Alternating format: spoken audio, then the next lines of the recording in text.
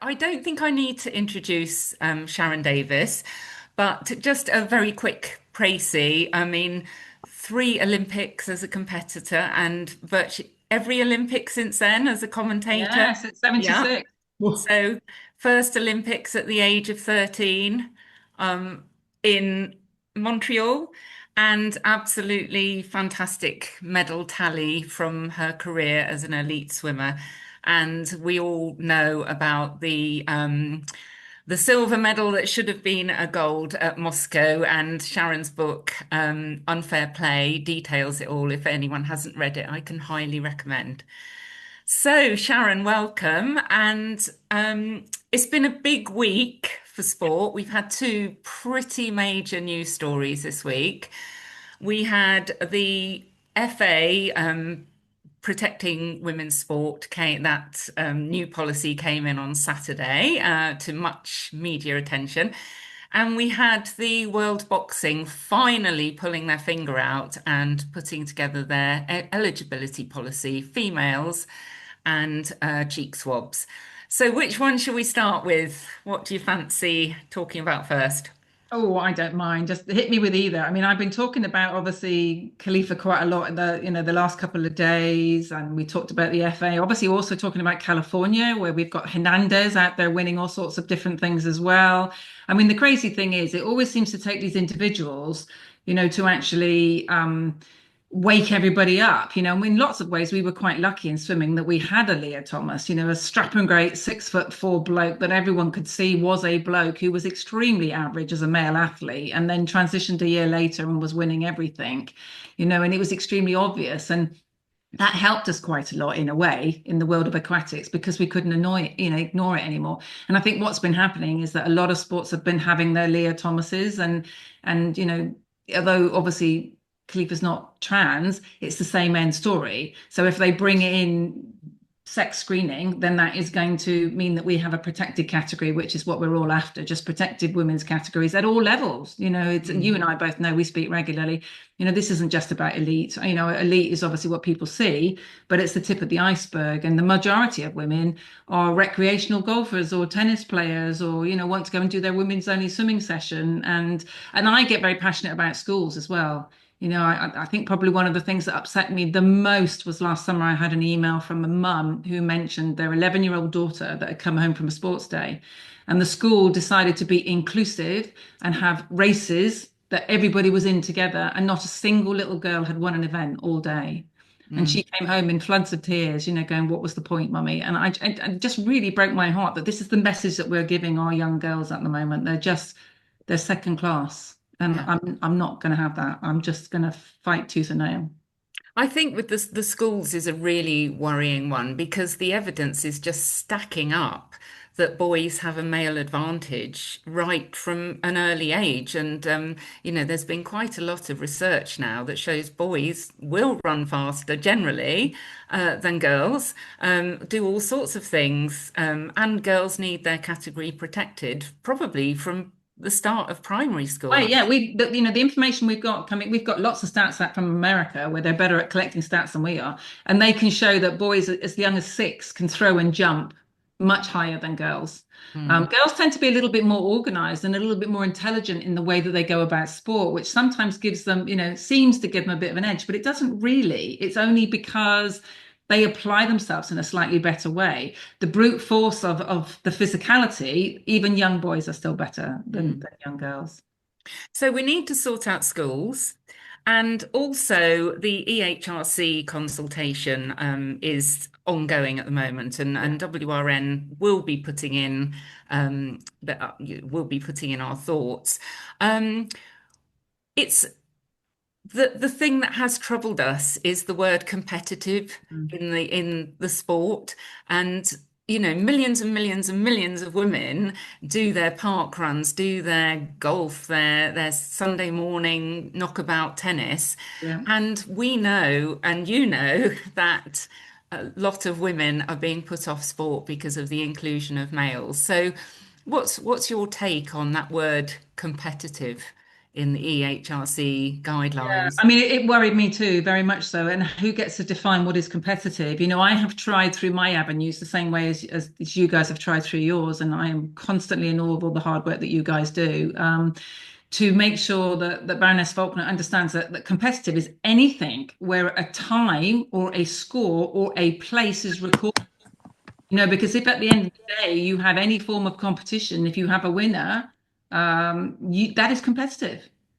So yes, it's not elite competitive, but it is competitive. And obviously, everybody has a different level at which they're competitive.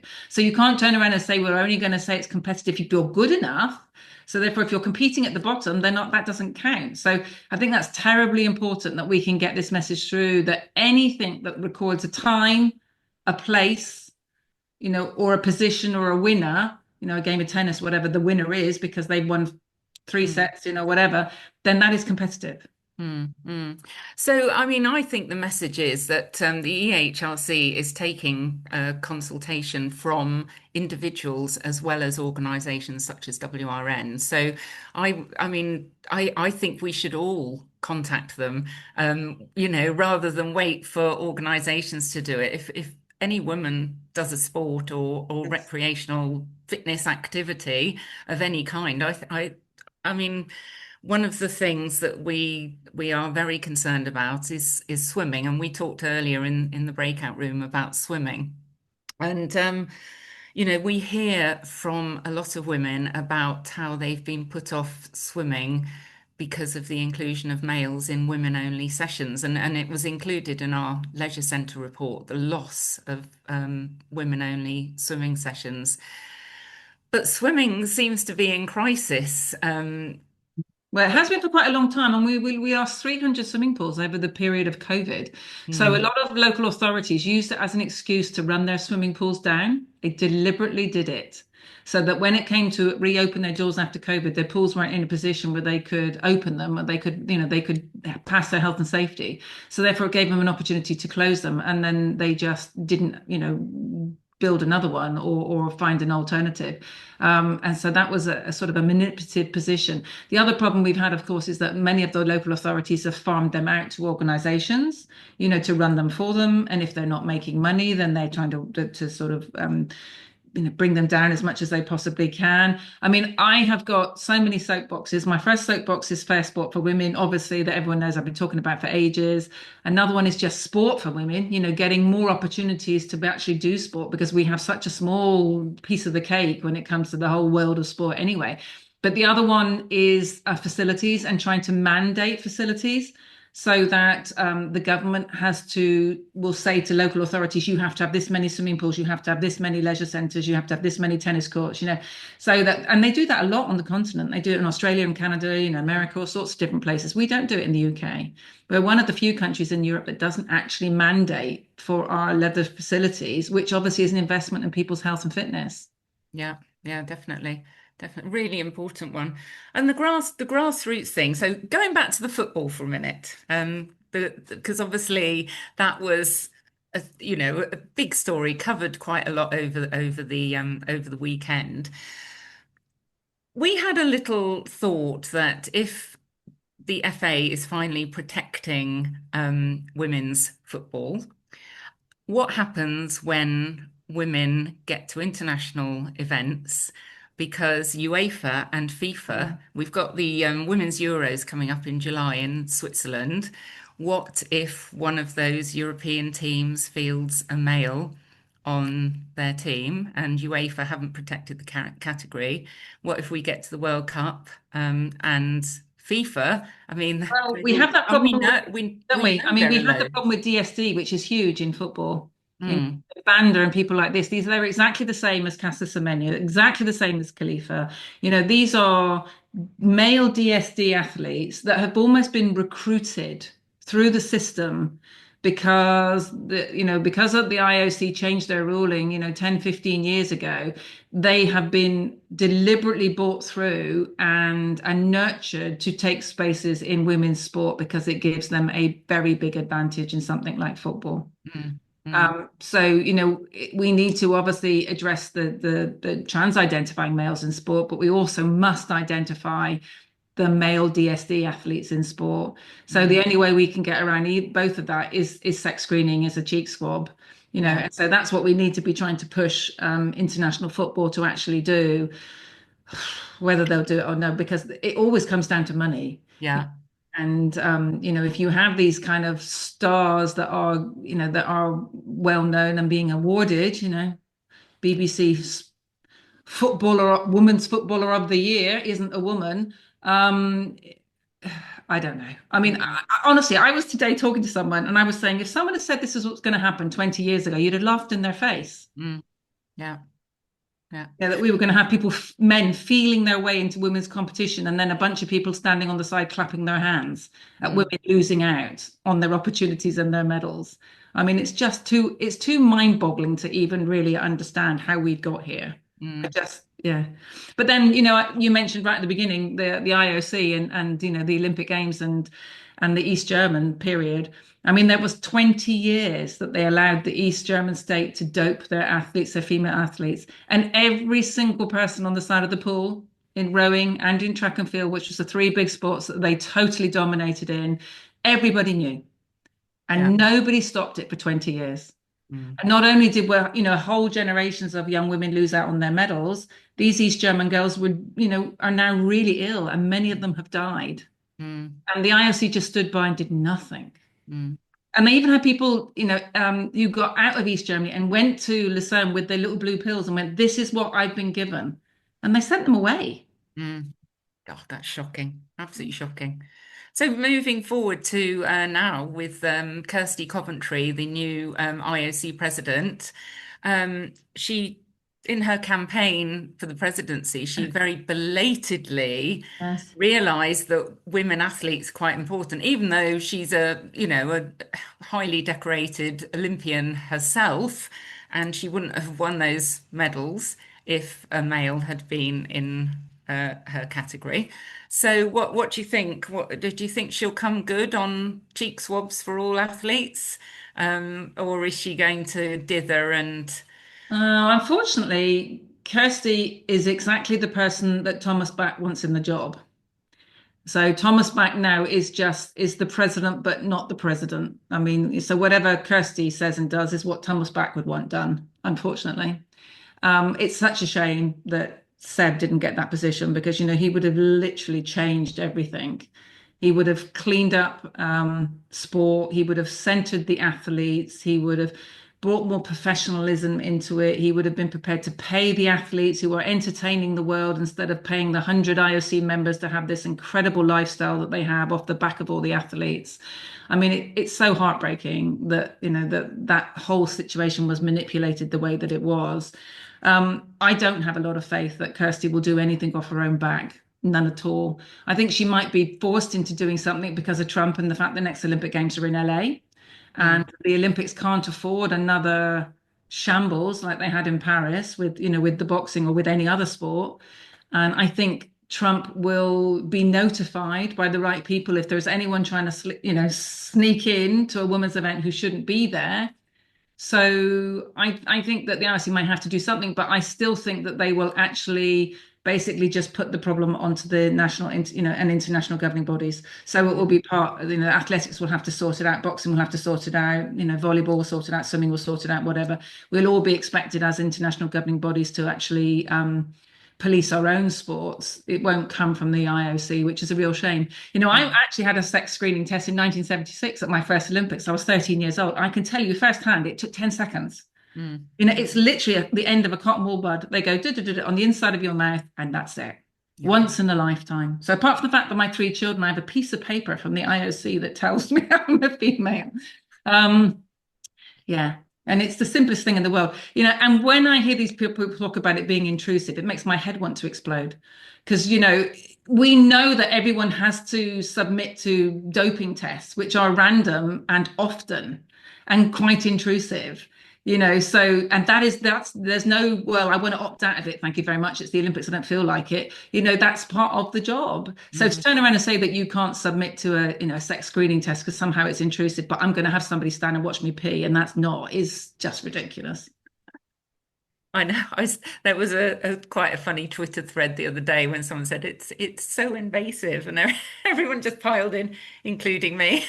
Yeah. Well, I mean, I think the problem is I try now not to bite because I think there's an awful lot of them out there that have literally 5 followers and not a great deal of brain cells, and they would get no attention and attraction, at all if it wasn't for the fact that we push back because we're just so astonished that they can't be bothered to do any proper research or any read anything or just understand basic biology. And I just think, no, I'm not even going to bother. Because these are the sort of people that no matter what I tell them, no matter what evidence I give them, they're still going to sprout some sort of garbage at me. It's the same as the people that constantly will say intersex people, aren't male or female, they're intersex and they are the big gotcha. And you keep constantly saying to them, but this isn't the case. And here is all the DSDs, and here is the fact that this one's male and this one's, and they just pay no attention to it. So go, I'm just going to ignore you because I'm not going to win. So I'm just going to ignore you. So I've learned that's the way to handle them now, really, to be honest. So we're 6 weeks past the Supreme Court judgment, and when it all happened, I kind of naively expected all the sports to next Yeah. day look at their policies and go, "Oh no, we need to change."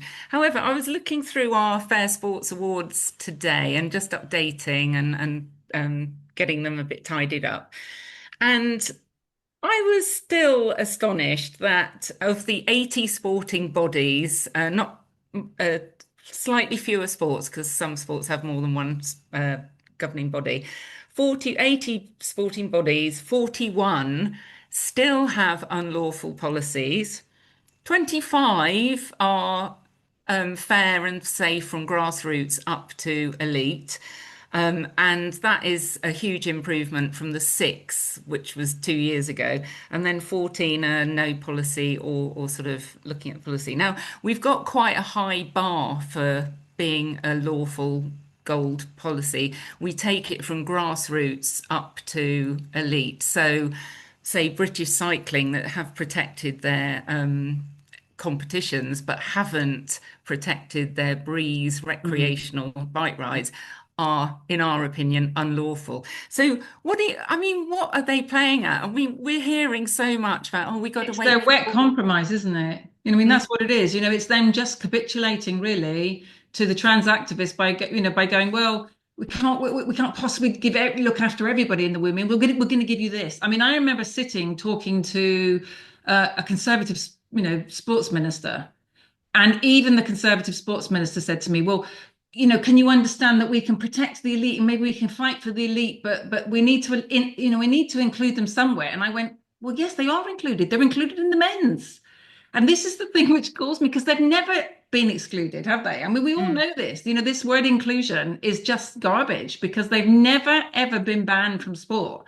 They're just banned from the category, just the same as a 12-year-old is banned from the under 10s or a heavyweight is banned from the bantamweight. They're not banned from sport, they're banned from a category they don't belong in. So I think probably all of us have just got harder and harder and harder as times have gone on because you just get fed up of trying to be polite and sit in, just trying to make sense of everybody and compromise. You just literally have to be rock solid. And I love the fact that you've got this high bar because I think that's the way it should be. I don't think that any competition whatsoever that has the word woman on it should have men in it. And mm. something like football is really interesting, for example. So there are 4,000 football clubs here in the UK. Less than 10% of them offer a women's team. There are 92 professional men's team and 12 professional women's teams. So there are plenty of spaces for a trans-identifying man to go and play football. In fact, Mm. there are 10 times more spaces than there are for a woman to go and play football. But the fact is, Wow. he wants to play in the women's team because that's where he feels like a star. And that's where he can run around beating everybody and be the best. Whereas he's not going to get that when he's playing against other men. Well, And he that's what probably this is wouldn't all make the about. team. Exactly. Exactly. So Brilliant. Thank you, Sharon. Shall we open up for questions, Vicky? Because I'm looking at the chat and there's absolutely piles of I know questions. there's piles and piles of questions. And first of all, lots of people are saying thank you, Sharon, for standing up for women and girls in sport. And somebody remembers you going to their school assembly in the past, and somebody else remembers meeting you in a shopping centre. So there you are. Do you know what? I love it when people come up to me and say thank you. I got stopped the other day. In fact, the day after the Supreme Court ruling, I got stopped by a lady in Oldie in Trowbridge, right down the road, next village over. And she said to me she was a care worker and she'd been hounded out of her job because she was gender critical. She believed when it came to the care of vulnerable people that those people should be allowed to be same sex. If they want to have same sex care, they should be allowed to say it. And she got hounded out of her job. And she was really tearful, and she made me really tearful in the middle of Aldi. And I just said, look, why don't you go back and sue them now? And she said, no. She said, I'm just not terribly well, and I can't, I just can't take that on. She said, but it meant such a lot that people like you are speaking out, and people like you lot out there that are speaking out and being brave, and doing your court cases and just not giving in to this, Yeah, brilliant. So I'm going to go on to the questions because there's a load of them. And the first one is, what did you expect to be concentrating on in this part of your life before all of this madness took over?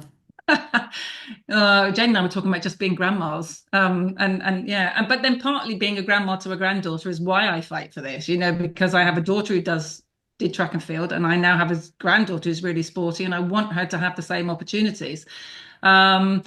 I don't know really. I mean, gosh, it's quite difficult, isn't it, to know what else I would have been doing. I mean, I miss being down in the West Country and walking on the beaches. I think I probably would have had a few more dog walks and, a little bit less stressful life. I certainly would have had more work because my work has just flown out the window because I speak about this, because agencies and companies are petrified. So even if they agree with what we're saying, and the vast majority of people do, as we know, agree in common sense, people are just too frightened to even show that they agree. So if there's a competition between, me and Sally Gunn, or me and Tessa Sanderson, or me and someone else, they'll just go, oh, well, even though we agree with Sharron, we're going to pick Sally because Sally's not going to come with a trans activist ringing us up every 5 minutes and calling us names. Yeah. So that for me is a huge problem because it means that I get very little work. But I wouldn't change it. I wouldn't back down from my position because of that. I still think it's really important that you have integrity and that you've got to live with yourselves. And there is light beginning to come at the end of the tunnel.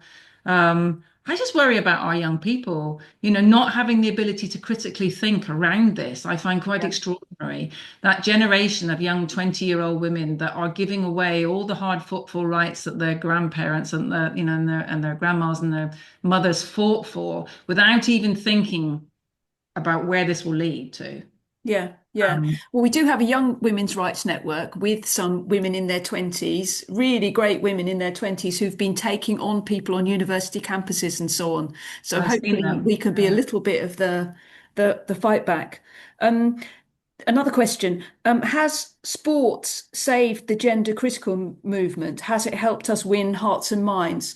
Because for a lot of people, it made it really concrete when you see, as you said, Leah Thomas, or when you see Imam beating up people at Paris. Do you think it's helped in the wider gender critical movement? I always said that I thought sport would be the first to fall. And I think, the problem was with Stonewall and all of those trans activists, they have tried so hard not to have a debate, because the moment they debate, particularly in sport, they lose. And they know that they lose. So if the general public listens to, myself or Mara or you guys talk and put the actual facts, and then, Fred Wallace talk, and people straight away understand. The difficulty we've had is the mainstream media not actually been allowing a fair and unbiased debate to be had on BBC or Sky or ITV or whatever. Literally just allowing us to be able to present the facts has been quite difficult.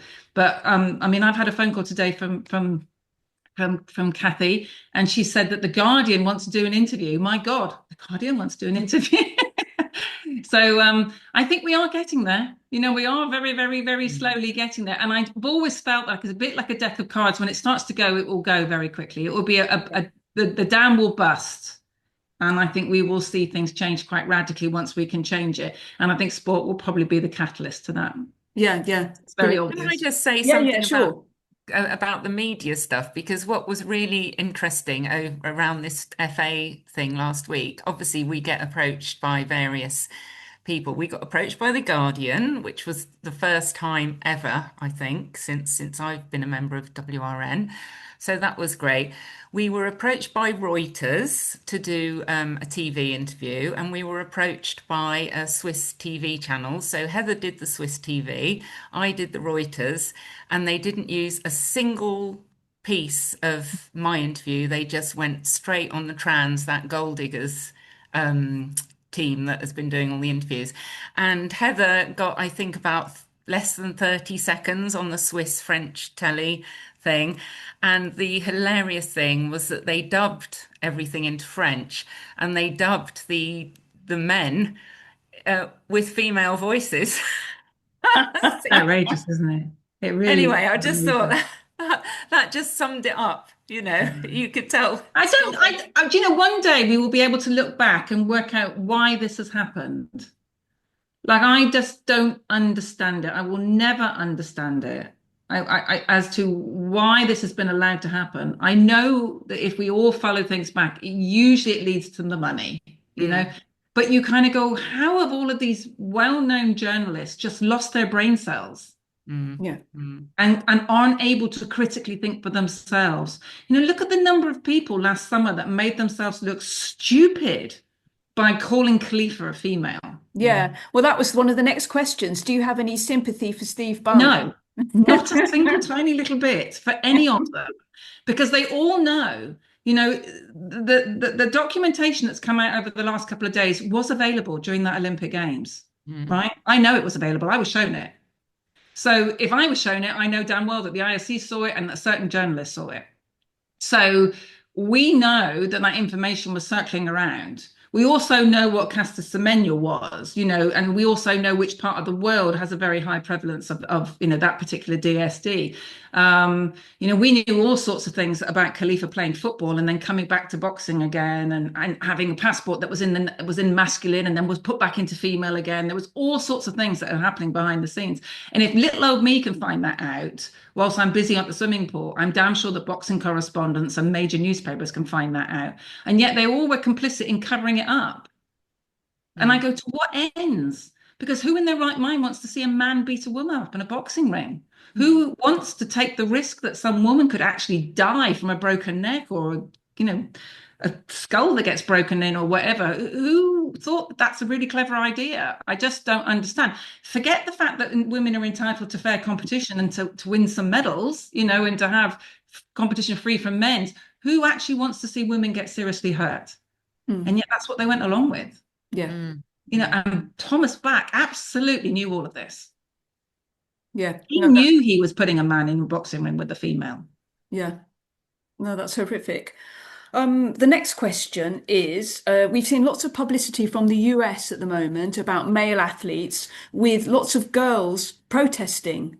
Do you think that's a promising sign? Yeah, I think we have to do more of this. I think we have to try and make our girls brave enough to be able to come together. You know, that's the thing to do, is to literally work together to say no. You know, if they all just stood on that line when the gun went off, I mean, can you imagine, you know, just what that would, CNN and all of those, you know, TV stations wouldn't be able to hide it. They wouldn't be able to hide behind it anymore. So I think that we've got to try to empower the girls to be stronger. And the only way they can do that is en masse, because they get picked off one by one. It makes their life hell when they do it, when they're brave enough to have just individuals. And have been some amazing, strong individuals that have come out, but it's much easier to do it en masse. I do think it's helping a lot that they've now, you know, obviously Trump is saying what he's saying. Lots of things that he doesn't do very well, but this thing he's doing extremely well. Who would have believed that the Republicans would have been fighting the Democrats for women's rights? I mean, how insane is that? But, you know, and they are threatening now against California. But I mean, I was just talking to Jen. I mean, the insanity of Gavin Newsom issuing duplicate medals to the girls who get beaten by a boy because he knows it's unfair, but we're still going to be kind, and we're still going to let the boy go in, then we're still going to let the boy win, and then we're going to give you a sort of complimentary medal because you got beaten by someone, which is unfair. I mean, how insane is that? They recognize that it's unfair, because otherwise they wouldn't bother doing that. So I think the legals is where we have to go as well. And I think in this country in particular, the FA didn't do this out of goodness of their heart. They did this because somebody pointed out to them that their public liability would hold nothing in court if somebody had got physically hurt. So it would be rendered useless if they didn't apply by the law. Yeah, yeah. And I think so now our route forward is to try to emphasize that to all the different governing bodies, that they are breaking the law, that they have to have insurance, and that insurance is no longer valid if they're breaking the law. Yeah, yeah. No, that's great. Somebody has asked, we need more sporting voices to speak up. Why are there so few that have spoken up? Because they all want to keep on earning money. They literally, it's that simple. They all literally are, earn their money from personal appearances, and they know that the moment they're vocal, their personal appearance work will just drop off. For the same reason it drops off for me, because companies just don't want to have the hassle of the activists making their lives difficult, or the one or two people that might be in their company that might turn around and say that they feel unsafe and picked on because I'm presenting a presentation on motivation. I mean, how are they unsafe? I don't understand where our strong bosses have gone. That we could just turn around and say, well, how are you unsafe if Sharron is presenting a motivational, on being resilient, in the room. And if you're that unsafe, then don't come. But I mean, it's a get out again, isn't it? We know they don't feel unsafe. We know statistics mean that women are far, far more unsafe. But this is their way of blackmailing organizations into doing exactly what they want us to do, which is to cave in and put ourselves second. I mean, the thing that I can never get my head around, and I constantly try to talk about this as a statistic, is the DOJ's figures, and you will know this because you guys are all so clever on stuff like this, but 4% of women are in prison for sexual assault. I think it's 18% of men are in prison for sexual assault, and the latest figures for trans-identifying men in prison for sexual assault is nearly 70%. Yeah. Nearly 4 times what it is for a man. Yeah. And the reason why we have separate men and women's toilets is for women's safety because of sexual assault figures. And yet a trans-identifying man is 4 times more likely to sexually assault you than a man. So to turn around and say that they're not a risk is balmy, because they are a risk. They are a huge risk to us in our private spaces. Yeah. And a massive risk, to young girls in particular, because it's voyeurism. So to say that someone can stand outside of a leisure centre and expose himself, and that's a criminal offence, but he can go into the changing rooms and do exactly the same thing and profess to be a woman, it's no problem whatsoever. I mean, what an insane position to have. Yeah. I think, sorry, just to interject, I think that we will be hearing more and more about this over the next few months. I mean, we have got our red flag campaign rolling along. It will shortly gain a lot of momentum because we're doing quite a lot of research behind the scenes. But in the meetings that we've had with some of the leisure providers, particularly those ones that are building new leisure centres or refurbishing, and they tell us, oh, but we're going to lower the height of the cubicles, or we're going to put vandal-proof cubicle walls. And we say to them, so that means there's a risk. So why not eliminate the risk by having single-sex change rooms? But we all know it's cost, but they still, when you tell them, well, you obviously know there's a risk, they kind of stop, and it makes them stop and think a little bit. And we also find that the architects, there's a group of a handful of architects that specialise in leisure centres and swimming pools, and they are fairly captured. So that's a sort of little avenue that we're looking at the moment. Sorry, yeah, definitely cost. And then it always comes back to cost and money, and that's why I think we have to go down the litigious route. Because as we all know, Stonewall have been constantly threatening to sue for decades now. Yeah, they never do because they know they would lose, but they threaten. So what happens is that most of the sports take the route of least resistance. So if you've got Stonewall over here threatening to sue, and you've got very loud trans activists threatening to sue, and you've got little Mary Jane over here who's scared of her shadow because these people are very intimidating, then they're taking the route of least resistance, even if they know they're breaking the law. So the only way we can get them to do what is lawful and what is right is to threaten back.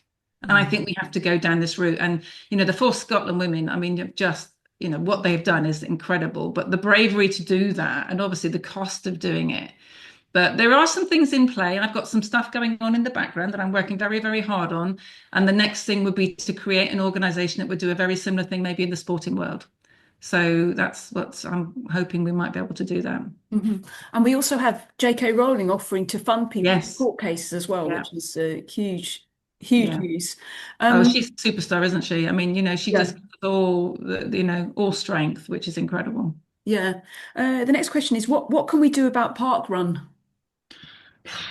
I think we have to sue them again. I think we literally have to sue them. But the problem is, I'm not sure we're going to be able to do that until this, until the EHRC stuff comes out. And then I think we have to push so hard with Parkrun that they are going to lose all their credibility and all the people that want to run if they have to remove every form of competitive element from it. So if they have to remove their placing and they have to remove their times, men are just going to stop going. And at the end of the day, as we know, men are the ones that seem to get listened to and nobody else. So if it's going to ruin their whole concept, then eventually they will have to cave in. I mean, what I find extraordinary is how easy would it have been for them just to add 2 or 3 extra categories? They could have kept all the records, and they could have had records for trans men and trans women and non-binary and whatever else they wanted to create. Just create more categories. And just allow the women's category to be for biological women who can have their own record. I will never understand why they would want to die on this hill, when there were so many ways around it. Yeah. The next question is going back to the IOC. Who can fix the IOC, or is it a lost cause? And how can we influence them to get more gender critical ideas or more gender critical people involved? Well, the good news is they changed their doctor just recently. And unfortunately, Richard Budgeon, how do you ever say his surname? You probably know better than me. But anyway, he was useless, absolutely useless. I remember being in the early days with Nicola, being on a call with him, and he's a doctor, right? And he turned around and went, well, trans women are women. I went, no, they're not. And, and he's a doctor. He understands biology, you'd like to think. I just think it's so sad how they have no integrity whatsoever. They will literally say anything if it just means that it puts more money in the coffers, or if it's just the easy cop out, the easy way out. So I think that's probably been a very positive move. Huge problem that we haven't got rid of Thomas back, because that would have been absolutely massive. And obviously Thomas back is likely to be there for at least another 4 years now. I don't know. I mean, the honest answer to something like that would be similar to FIFA, in the fact that they ended up having some sort of legal challenge. Because I can damn tell you there's a million skeletons in their closets that, if they ever legally came out, would cause huge problems. But they're very clever. They're based in Switzerland. They have put huge, powerful people on their IOC 100 committee, and who have a very, very lovely lifestyle. And it makes them almost bulletproof, which is quite difficult. The power is not with the athletes, the power is with this very small number of extremely wealthy, powerful people who literally run the Olympic Games for them and not for the athletes. And that's why they don't even prioritize fair and safe sport. They prioritize inclusion, because for them it's a show. It's not about what the Olympics is, which is the best in the world. Being the best in the world is what the Olympics is about. It's not about inclusion. You want everyone from around the world to take part, but what the Olympics is about is the best. That's why we love watching it, because we're watching the best. Yeah.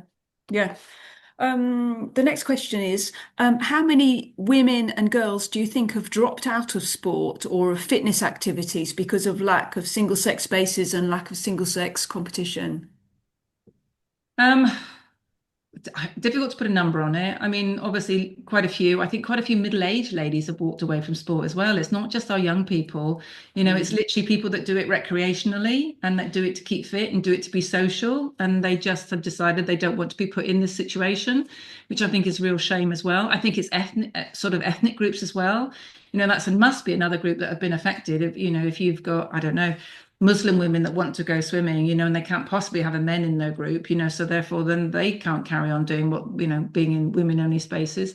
So I think it's the minorities, lots of other minorities have all been thrown under the woke bus, so yeah, I mean, hard to pick a number. Hard to pick a number. I mean, we have to work really hard on our 14, 15, 16-year-old girls anyway. That's always been a problem for us. It's a problem the world over.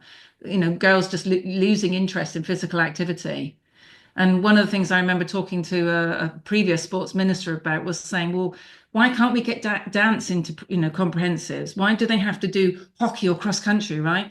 And most girls don't want to do that. Why can't we get hairdryers into the changing rooms, so that they can faff about and make themselves look good again afterwards? Because that's important to them. So if we want to keep them engaged in physical activity, it doesn't matter if it's not competitive, but we want to keep them engaged in physical activity. So again, that's another of my soapbox really, is that how do we keep young, 13, 14, 15-year-old girls still engaged in being fit and being healthy? And then hopefully, because we know that releasing endorphins helps their mental health. And the mental health of our young girls at the moment is in the toilet. Yeah, that's good. Next question is, somebody's asked, how is setting up the sports union going? It's getting there. Yeah, Women's Sports Union. So my idea with it is that I want to create a place where we can get as many women to join of every level possible, but obviously competitive, as well. So we have got some leverage, because I think what's been missing is an ability for women to have a voice, but an anonymous voice. Because we know when we got the associations to poll anonymously, it would always come back in favour of them protecting their women's category. Yeah. And actually, many of them, visibly pushed back against us because they knew that was the case, and then they would have to act. I think rowing being one of them, wasn't it? Trying to get them to poll their members because they knew what their members would actually say. And until their members told them, they could pretend that wasn't the case. And then once their members told them, they couldn't not really act on it. So I think trying to get together a union of women's sports people of all sorts of levels will just give us this very, very loud voice. And then maybe it will give us some sort of power that's been taken away from us. That's what I would love to see back. Great. And then I would love to see a fund, enough of a fund in that organisation so that we can threaten to sue and we can follow through as well. That sounds great. And I'm sure that we have a lot of our members who'd be really keen to join that Women's Sports Union and support it. We will kind of keep fighting, right? We are definitely going to keep fighting until we get every single sport back. And it will happen. My point was I wanted the least number of women affected and the least number of women to lose out as possible, and by speaking out, I knew I'd never stop it, but I thought maybe I would help to stop it sooner. And that was always my sort of position, really. Brilliant. Okay, I've just got one more question. I'm going to hand back to Jane. And the question is, how can we support you in what you do, and what should the Women's Rights Network be concentrating on? To be honest with you, you're brilliant, honestly. I mean, I don't do a lot of social media apart from X. I mean, Twitter, that's the only one I really bother with, to be honest with you. And you lot are so wonderful at coming to my defense and putting facts and, and like I said earlier, I tend not to get engaged with these idiots because no matter what I said to them, they are literally just, it's a cult and they just cannot think critically. So I don't give them that oxygen. I just kind of go, it's best not to even give them that oxygen. But you lot are wonderful at coming in and defending, and you know it all. You're so educated with it all now. You bother to do the research. You bother to critically think. You understand the whole situation so incredibly well. So it's stuff like that which really helps hugely. I mean, it just helps me to get through the day sometimes when I'm having a massive pile on. The weird thing is, because I don't actually bite, most of them leave me alone nowadays. In the early days, it was horrendous, but it's less so now because I know that I don't care and that I've got a backside like a rhino, so it's fine. Brilliant. Brilliant. Thank you so much, Sharron. It's been really inspirational to hear you speak. So I'm going to hand back to Jane now. Oh, well, all I can say is thank you as well, because every time you come on, it just fires us all up with enthusiasm for what we're doing, because it can be quite hard work at times. I mean, we write an awful lot of letters, and yeah, and they matter, right? I mean, I know you wrote to a lot of the boxing, bodies around the world. I know you did all of that, and I know that takes a lot of time and a lot of effort, and it costs postage and money and time and all the rest of it, and research time and all the rest of it. It does count, though. It really does. I'm going to let you into a little secret that. with the boxing. So we had this idea to do it, and then World Boxing had very helpfully listed all of the presidents of their international federations with their direct email addresses on their website. Now, normally you'd have to Google and LinkedIn and all that stuff. Literally, there was a list. So it took, I don't know, an hour to get an email out to 80. I copied them all in as well because I just thought, well, they need to know that I'm contacting all of them. And it is doing that, I think, which makes quite a big difference. And I think what we have to understand is who we're fighting against and how they're playing this game. And to them, it is a game. Because a lot of them are sitting at home without an awful lot else to do. Most of them are extremely miserable. They're very unhappy people, and they want to make everybody else unhappy. And so all they do is to send emails off and to badger people and try to make other people's lives more miserable. And I think we have to understand that they're doing that all the time. And so not that we're going after making their life miserable. What I'm saying is we have to back with that ringing, with that letters, with presenting the other side of the argument so that they're not winning just by numbers, because so many of them are throwing, nasty words at bosses and HR departments and all the rest of it, that we have to sort of just keep on being rational, keep on presenting the logic and the science, keep on saying, look, we're half of this world, we deserve this, we're not second-class citizens, we are worthy. And to me, that's really important, and you do it brilliantly. So thank you all so much for it. I know you do. You work really hard. Thank you, Sharron, and thank you for all your support. And I'm going to write that down. We are worthy. So we every are woman, worthy. come on, we are worthy. And it's absolutely inspirational listening to you. And thank you for doing all that you do. I don't think we've got any more questions. So just say, looking forward to seeing you again. And hopefully next time we have you back at WRN, hopefully the number of unlawful sports will be 0. We can hope. Well, do you know what? We all work together great, don't we? There's a big bunch of us out here doing, whether it's Sex Matters, whether it's me, whether it's Tracy Murray, yourself, there are so many of us, and we all work together. It's what women do. We do that so much better than men. So we just keep on working together and helping each other. Oh, thank you very much. Take care, can everybody. I just say to everybody, Red Flag campaign, there's going to be some information coming out in the shared drive, which might concentrate your minds on which leisure centres to target in your area. We've done quite a lot of research on actual cases of voyeurism and sexual assault in leisure centres all over the country. What we're finding is disgustingly shocking, and I think when you see it, you will be shocked into action. So red flags at the ready, please. And keep copying me in so that because obviously all the newspapers follow. So if you keep copying me in and I keep kind of putting it out there for you, then what happens is the paper sort of picks it up, and they're always interested in stories, and we just need the media on side. And the weird thing is, in this country, the paper media are pretty much on our side, apart from the Guardian and maybe the Metro.